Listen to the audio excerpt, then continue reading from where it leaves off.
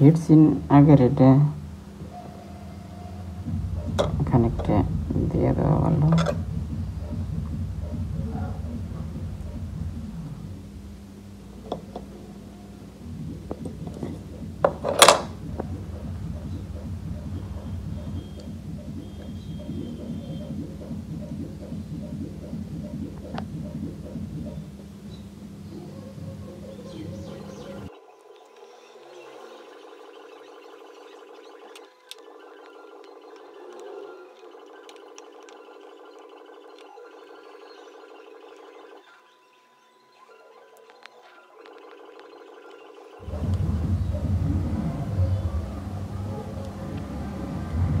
তো ফার্স্টে চার্জ দিয়ে দেখি নাকি।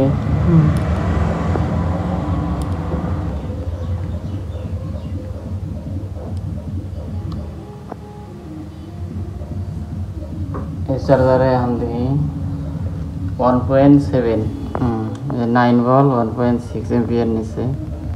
এখন মোবাইলের ডিসপ্লে দেখি আগে যেমন এইরকমই থাকছে, দেখি চেঞ্জ হয় না নাই। ওই যে 51% চার্জ। তাহলে এখন চালু করে দেখি চালু হয় না নাই।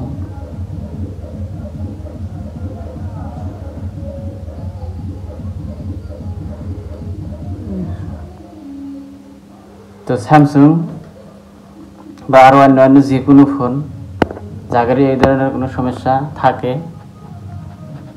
আশেপাশে যারা আছেন তাদের জন্য খুব সুবিধা, যেহেতু ফাঁকে যাওয়া লাগলো না নাকি। যাদের যে অসুবিধা থাকে চালু হয়েছে, কিন্তু লক তো আমি খোলাম না, যার তা হে টাচ টুচু সব ঠিকঠাক কাম করতেছে। যেহেতু সিপিইউ রিভলভ হয়েছে, হয়তো ক্যামেরা ট্যামেরা এনে চেক করা প্রয়োজন ছিল